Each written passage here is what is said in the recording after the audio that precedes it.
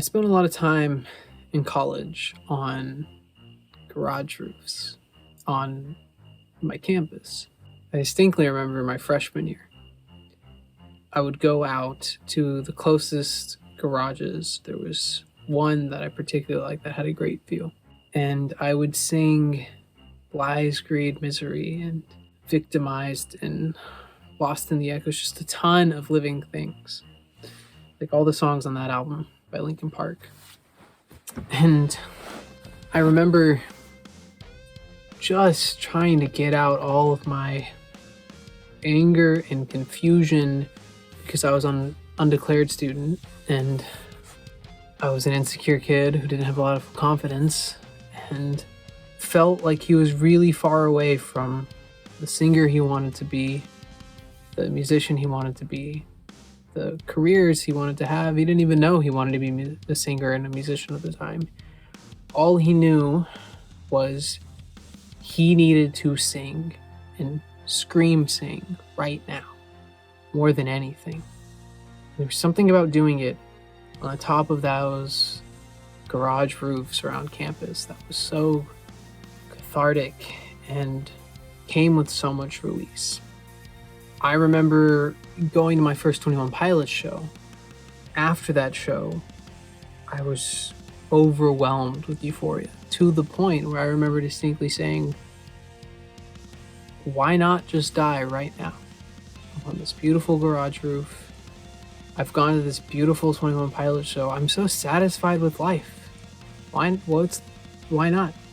And I didn't think much of that experience at the time, but it was the only time, or I should say the first time, that I was serious about it.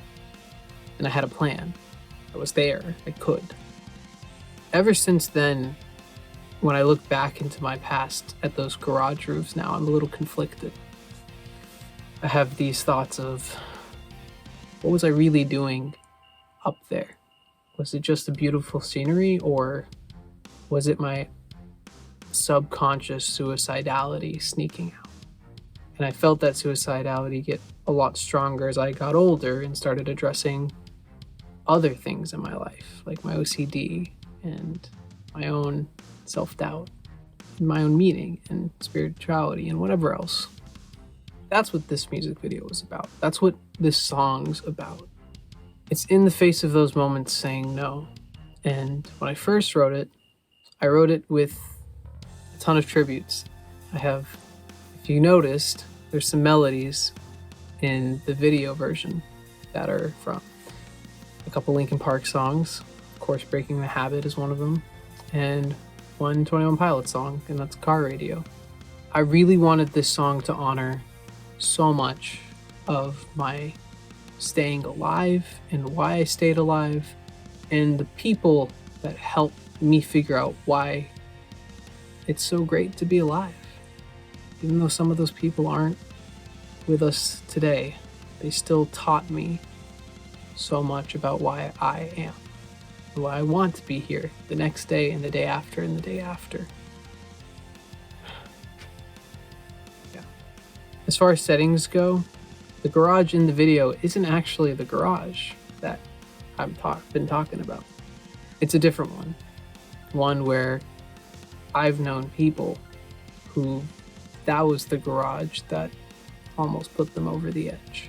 For that sake, that part of my life, there's the part of my life that's internal, my own battles, and then there's also the part of my life that's an ally and continues to be an ally to help people with theirs.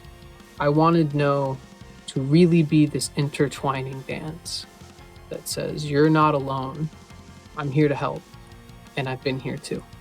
I hope that comes across.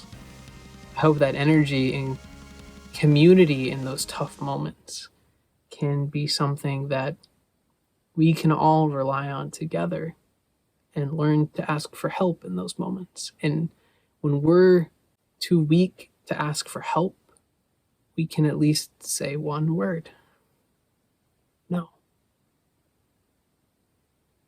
So, as usual, thank you for being here, listening, being interested in knowing about the process of making the song. As far as the actual songwriting process goes, not the meanings and everything else, I was actually in a really good place with my mental health, my processing of my OCD, and my meaning in life. And I was walking home and I heard this cricket, and crickets have always had a special place for me in my songwriting. There's a couple songs that start with crickets that I have just sitting in the backlog, but this no is actually the newest song on the album, the one that was most recently composed.